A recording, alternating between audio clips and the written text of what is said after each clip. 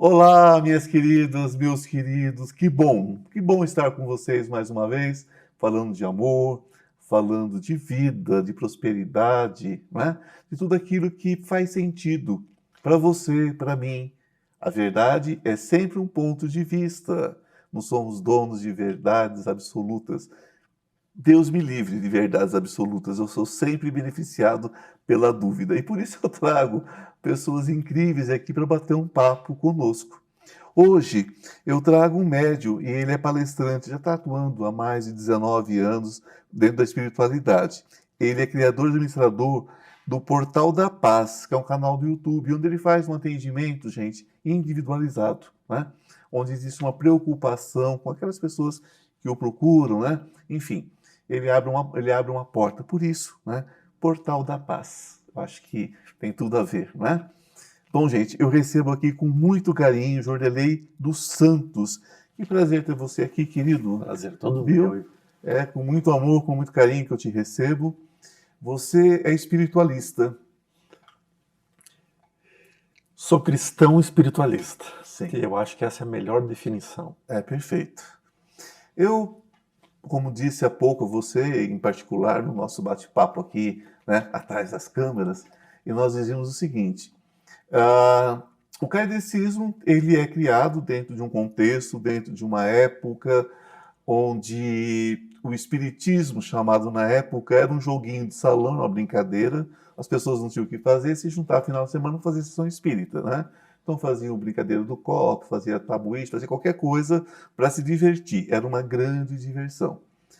E Kardec, sendo um estudioso, né? Sendo um homem de ciência, católico, ele vê aquilo e diz assim: não, peraí, eu não acredito nisso. Mas com a vivência, com a experiência, ele vai ver que existe de fato fenômenos reais na época. Existia muita picaretagem, gente, igual existe hoje, mas existiam coisas reais. Aí ele diz assim: não, do jeito que está, não dá. Vamos codificar, vamos transformar isso em algo que tenha regras, para que não vire essa bagunça. Está aí fundamentado, digamos assim, o kardecismo. Você acha que esse kardecismo tem sentido hoje daquela forma? Ou nós precisamos seguir de uma forma muito clara, né, a questão do o tempo passou, as coisas se modificam e temos mais consciência hoje. Como que você vê isso? Excelente colocação. Mas é necessário lembrar que Kardec ele foi até as mesas girantes para desmascarar. Sim, Ele foi exatamente com a ideia, não, eu vou mostrar isso aqui, não existe isso. E aí ele encontrou a inteligência que existia atrás do véu da vida, né? E hoje, na minha pequena visão, né, porque é uma visão muito, muito pouca, né, mas eu vejo ainda o Espiritismo como uma base sólida de conhecimento, de informação. Como bem tu falaste, o Kardec ele era um estudioso, ele era um professor. Tanto é que ele tem livros na área da pedagogia e ele criou todo esse mecanismo da codificação espírita baseado na ciência, né, centrado nisso, que é mostrar a parte da ciência, a parte da filosofia e a parte da religião, né? E o mais interessante é que a pesquisa dele foi feita em cima com crianças. As perguntas elaboradas que estão lá no compêndio Livro dos Espíritos foram psicografadas por crianças. Kardec não tinha mediunidade ostensiva. Então, nesse ponto de vista, a gente vê que ele ultrapassa o tempo.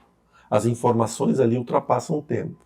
Porém, são informações presas em um tempo e espaço, né? 1800, revolução ocorrendo, transformações ocorrendo, a igreja martelando muito, tanto é que na Espanha teve um movimento para queimar todas as obras nesse tempo. E aquele processo é o que divulgou a doutrina. sim, sempre. Né? O processo da Inquisição ali divulgou a doutrina, que se radicou no Brasil e aqui cresceu por demais. Hoje, por exemplo, a gente vê que a mediunidade, que é um dos fenômenos mais trabalhados no Espiritismo, ele não é exclusivo do Espiritismo. Então a gente vê o desenvolvimento da mediunidade na Umbanda, no Candomblé, na Quimbanda, a gente vê em todas as crenças espiritualistas, nós vemos os índios xamãs fazendo o processo da mediunidade. padres, pastores comunicando-se, usando o termo Espírito Santo, sim. mas a gente vê a comunicação mediúnica ocorrendo, né? E isso, então, isso faz com que a obra de Kardec se torne ainda muito válida, porque ele foi cuidadoso em não ditar regras. Ele foi muito cuidadoso nisso. Ele foi lá e estabeleceu conceitos que dão segurança para que você trabalhe a sua espiritualidade. E o que você acha da romantização do espiritismo? Eu, por exemplo, tenho um maior respeito por grandes escritores espíritas, romancistas, eu tenho um respeito imenso. Mas o que eu não aguento é ver tanto sofrimento. Todos têm que penar, se sacrificar, ser esfolado, degolado, apertado, envenenado, traído, mortificado. Não é muito, não é limitar muito a grandiosidade de Deus. Eu não gosto de ler romances. Respeito, né? É muito importante porque é a porta de entrada para muita gente. Sim. Né? Isso sim, nesse ponto tem total. Mas eu não vejo, e não é o espiritismo, eu não vejo a espiritualidade desse jeito. Ok. Né? Porque eu vejo, pensando assim, a gente teve todos os períodos históricos muito importantes, né? Mas se a gente pegar o Antigo Testamento, que é principalmente tá baseado em cima da lei mosaica, então a gente vai ver que Deus tinha que ser áspero e duro, porque eram povos ainda primitivos, aonde a barbárie era muito grande, aonde se marcava com sangue as portas para dizer que ali a casa era protegida, né? Vem Jesus e nos separa do Deus vingativo e diz que Deus é amor. Deus é amor. Né? Que ele não julga, que ele ama.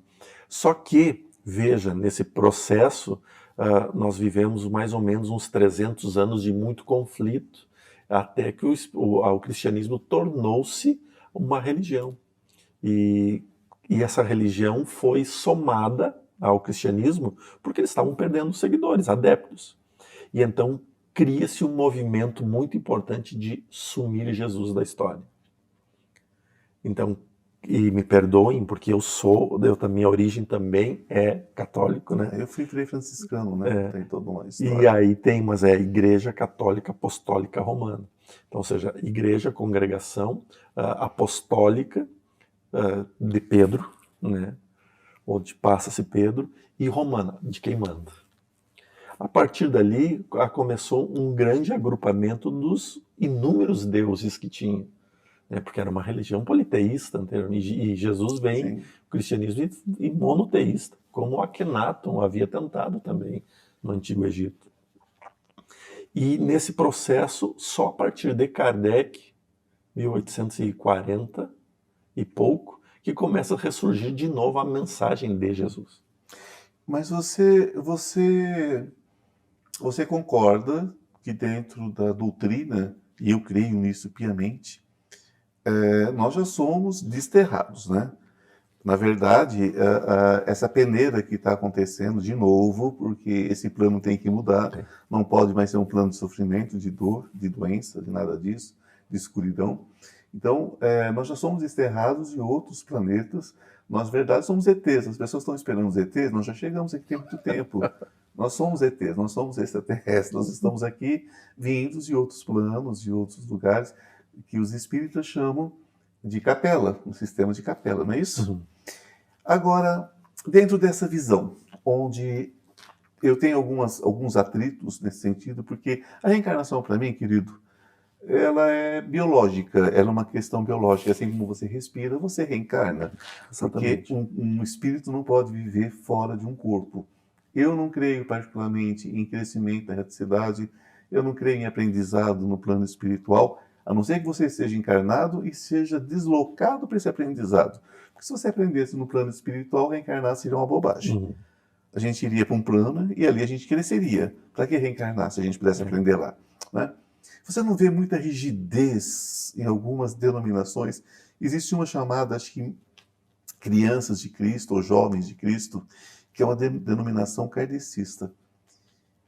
E esses meninos, eu conheci alguns, são mentalmente perturbados, porque eles são tirados do convívio da sociedade, eles seguem uma linha rígida demais, e eu não vejo essa rigidez em Deus, foi o que você disse. O kardecismo vem e diz assim, opa, peraí, vamos rever o amor de Cristo? Vocês não estão falando mais de Cristo, vocês estão falando de um Deus punitivo, vingativo, um Deus com sentimentos humanos. Como é que você vê isso? Existe ainda dentro da doutrina espírita alguns núcleos muito rígidos ainda nesse sentido? Eu fui tomado por surpresa porque eu não conhecia Olha só. essa história das crianças de Cristo. Meninos de Cristo. Meninos de Cristo. Acho que é isso. Eu nunca conheci isso. A espiritualidade que tem nos ensinado, né, os bons espíritos têm nos ensinado que nós estamos querendo viver um passado que não condiz mais com a nossa realidade. Né? Eles dizem que nós precisamos agora viver exatamente essa fase de transformação, que é pelo amor. Então, se a gente vê assim, veja que Jesus disse, vós sois deuses, podeis isso e muito mais. Né? Quando ele vai lá e ensina seus apóstolos, seus seguidores, a ter a fé do tamanho de um grão de mostarda. Sim. Ou seja, não é nem uma fé grande, é uma fé minúscula. E aí as montanhas poderiam ser ditas, mude daqui para lá, e elas mudariam, né? Palavras de Jesus. E aí hoje nós queremos ver exatamente o outro lado. O lado de que você é ruim e que você vai ter que pagar por isso. Nós estamos já se aproximando, né, do finalzinho desse primeiro bloco, uma conversa aqui, né, maravilhosa. E lembrando que nós estamos falando sobre espiritualidade e sobre muitas vezes a rigidez daquilo que, na verdade, deveria ter a suavidade de Cristo, que é baseada no amor. Espero que vocês continuem conosco. Até daqui a pouquinho. Tem um recadinho para vocês, mas nós já voltamos. Deixa o sol entrar. Estou com uma novidade muito legal para vocês. Você sabia que o tarô pode mudar a sua vida? E muda. Nós temos uma lâmina muito especial entre os 22 arcanos maiores que fala sobre essa questão de cair e subir, não é? Que todos nós temos quedas na vida. O importante é saber como subir rapidamente. Então, esse curso dos 22 arcanos maiores que eu estou oferecendo a vocês por um preço muito legal e de fácil acesso, de fácil entendimento, ele traz dicas, ele traz insights de como você se recuperar rapidamente. Não importa em que situação você esteja, não importa se é emocional, se é material, se é espiritual. Os 22 arcanos trazem tudo sobre passado, presente e futuro. O que aconteceu, o que está acontecendo, o que você deve fazer para mudar esse futuro. Basta você entrar na minha bio e você terá todas as informações. Deixa o sol entrar, o sol entrar. Deixa o sol entrar. Estamos de volta, né, com esse papo gostoso aqui com Jordelei dos Santos, médium e palestrante do canal, né, Portal da Paz no YouTube. E nós estamos falando sobre espiritualidade e como às vezes as pessoas perdem um pouquinho, né, aquela noção de realidade. Uma das coisas que me incomodam muito dentro dos templos kardecistas é o orgulho, a vaidade.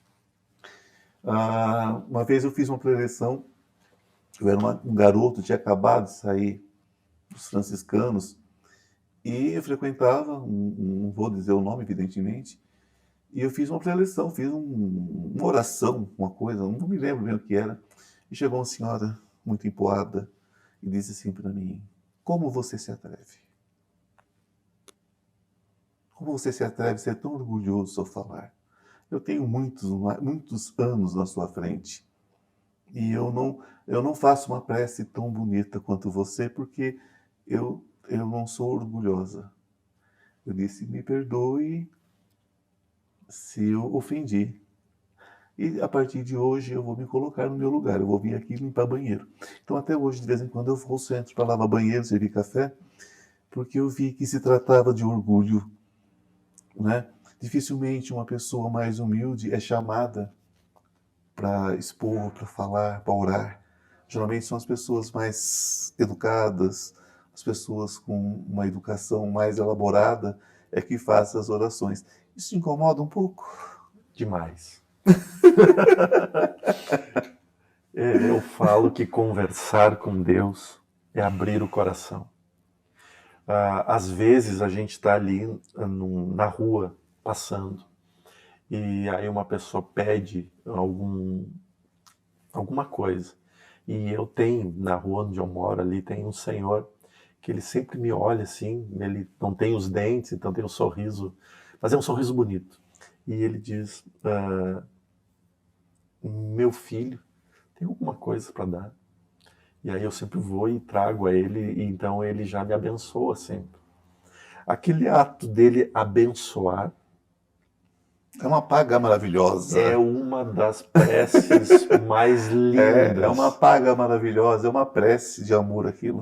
Então aí a gente vê que não está no culto, não está na pessoa ser culta para falar, está na pessoa ser amorosa ao dizer. Eu sempre questionei isso dentro do Espiritismo, porque, claro que vem de uma tradição, né? Porque foram homens cultos, como Kardec, que estabeleceram, que determinaram e tal, mas é tempo da gente poder ampliar isso, né? Para que as pessoas pudessem realmente se manifestar, porque a oração vem, é uma coisa do coração, não é uma coisa que você não precisa ter um aparato intelectual. Não é sobre intelecto, é sobre coração, é sobre a alma. Que é o nosso objetivo. Veja que se fala muito agora em mundo regenerado, em transição planetária, se fala muito nisso. E aí todo mundo, perdoem, todo mundo, eu não posso ser exagerado, na grande maioria, estão pensando e imaginando uma intervenção, que vai aparecer alguma coisa no céu, né? E que amanhã a gente vai acordar com tudo diferente, né? Tudo pintado, tudo... E a gente sabe que não é assim. A gente sabe que a regeneração vai se dar de dentro para fora. Ou seja, aí a gente vai a Hermes Trismegisto, que é do micro, que ocorre no micro, ocorre no macrocosmos. Uma célula doente É, adoece o corpo. Quando você começa a curar o corpo, você vai curar as células. Então, exatamente. é o contrário. E então a gente começa a ver que o processo da regeneração é interna. Amar-se, liberar-se.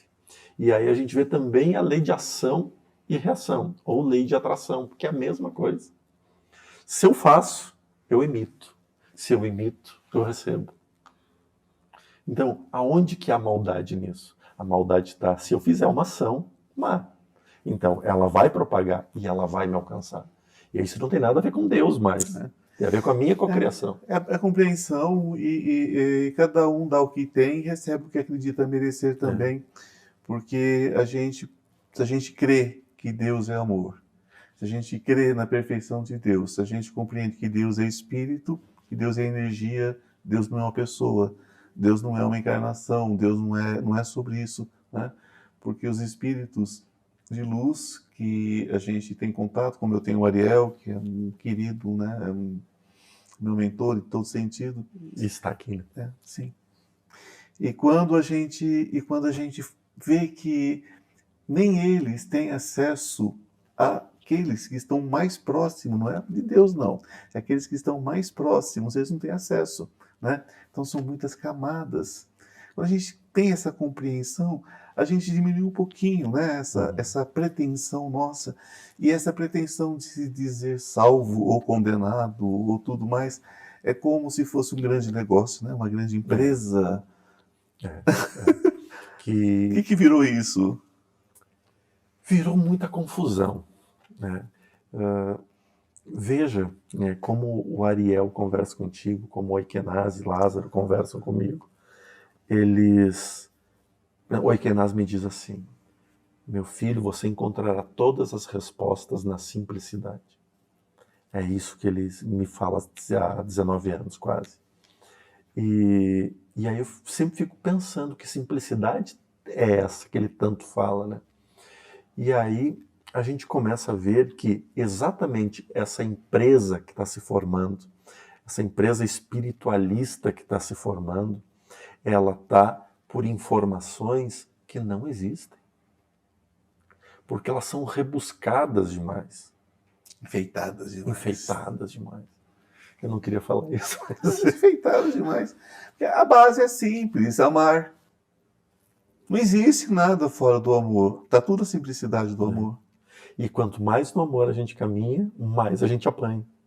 Sim, Que coisa de louco. Porque não tem outro caminho, porque está tudo ali, né? É você ver o outro e a empatia, né? É você sentir que o outro... Você não pode sentir a dor do outro, mas você pode ter a empatia de se imaginar naquela situação, né? E só de se imaginar, você sofre, então você imagina a pessoa que está vivenciando de fato. Então, menos julgamento, mais amor, né? Menos dedinhos apontados, mais espelho para a gente se conhecer melhor, né? Espelhos. São caminhos mais fáceis, são caminhos mais simples, né? São, só que exige mais da gente. Pensar dói, né? Pensar dói. E refletir sobre o que pensou, acho que dói mais ainda. E existem muitas certezas enlatadas agora, né? Eu não posso começar a citar, porque senão não termina mais. Tem muitas certezas enlatadas. Gente, eu fico indignado com tanta certeza enlatada.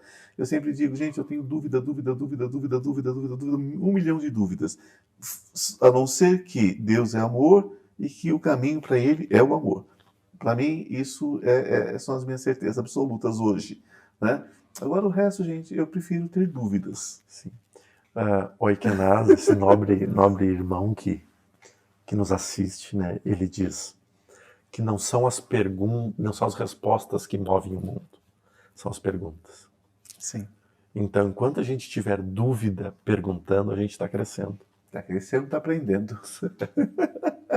Eu digo no meu canal, né, que um dia, para quem pergunta, que tem muita pergunta de mediunidade, né? Até eu tenho um curso que eu gravei sobre mediunidade, que é o curso médium. E eu falo, o dia que um médium tiver certeza absoluta, Nossa. então ele já deixou de ser médium há muito tempo, ele precisa voltar para ver aonde ele desviou do caminho. Quando alguém diz para mim assim, eu quero fazer o que você faz, eu falo, querido, Faça, né? não entro por esse caminho, não, eu vou explicar o porquê. Eu não escolhi, eu fui escolhido. Idem. Eu fui escolhido, né? Então, é um caminho de muita responsabilidade, de muita luta, né? E esse glamour fica por conta de vocês que vêm. Pra gente é trabalho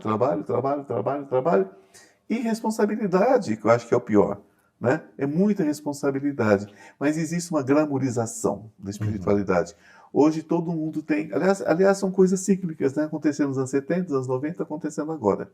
Uma busca desenfreada e querem tudo pronto, né? Querem tudo mastigado. Sim. É a terceirização da fé, né? Sim, terceirização da fé.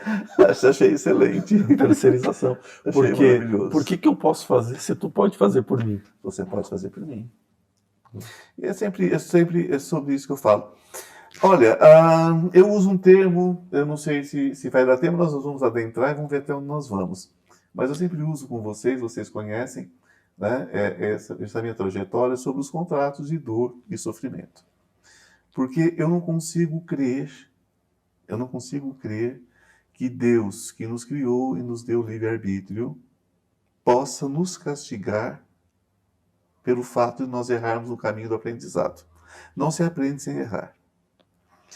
E se uma criança erra, você vai lá, ajuda a pagar. Chega uma hora, ela chora, borra o caderno, mas a gente toca para frente. Eu lecionei muito tempo. Então a gente sabe como é que acontece, né? E eu alfabetizei adultos e crianças, então a gente sabe como é que acontece. Mas quando ela acerta, a gente fala assim, poxa, você acertou, vamos passar para a próxima lição. E está tudo bem, né? Agora, na vida, a escolha depende muito também do meio que nós nascemos, das pessoas com que nós convivemos, das oportunidades que nos são oferecidas e das nossas escolhas, que escolhemos nascer nesse grupo.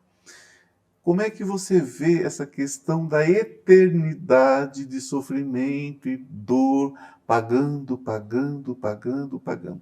Se somos crianças em Cristo, se somos crianças espirituais, como é que a gente pode levar inúmeros tapas para continuar chorando? Aí você apanha de novo que você está chorando, e apanha de novo que está chorando. Que falta de misericórdia é essa que é pregada para a gente? Em várias doutrinas, inclusive na espírita, às vezes. Eu não consigo enxergar esse Deus. Eu não consigo enxergar esse Deus. Porque eu sou pai de 2 crianças. E eu faço de tudo para essas 2 crianças terem tudo que há de melhor. Em amor, em respeito e em tudo. E aí quando eu olho para o meu pai, né? Agora não meu pai físico, meu pai espiritual, né? Deus Pai, Deus Mãe, e olho para ele e vejo que ele é mais duro que eu só posso acreditar que talvez eu seja diferente. Então, essa incompatibilidade de Deus não pode ser real. Porque se eu sou imagem e semelhança dele, ele tem que ser muito melhor do que eu. Tem que ser mais amor do que eu, né? Extremamente mais amor. Eu costumo fazer uma analogia e quero encerrar com ela mais uma vez, aproveitando a presença sua, querido, que eu digo o seguinte: Deus, para mim, é uma grande colmeia geradora de amor. E nós somos frutos desse amor. E somos micro-abelhinhas que viemos para cá para plantar, colher amor e levar esse amor de volta para a glória de Deus. Que tudo que a gente pode levar dessa vida é o amor que a gente vivenciou aqui. Então vamos ser mais amor e menos isso que estão chamando de amor por aí, que eu não vejo amor nessas coisas, eu não vejo amor naquilo que condena, naquilo que ataca, naquilo que agride. Não vejo mesmo. O seu canal é o Portal Paz. Portal Paz. Gente, vamos compartilhar, né? E vamos seguir esse rapaz, vamos ver o que ele tem para dizer para a gente, porque é muito importante, querido. Gratidão por ter estado Sou conosco. muito grato. Tá? Namastê, que a luz esteja com vocês e até a semana que vem, se Deus assim permitir, e já permitiu. Deixa o sol entrar.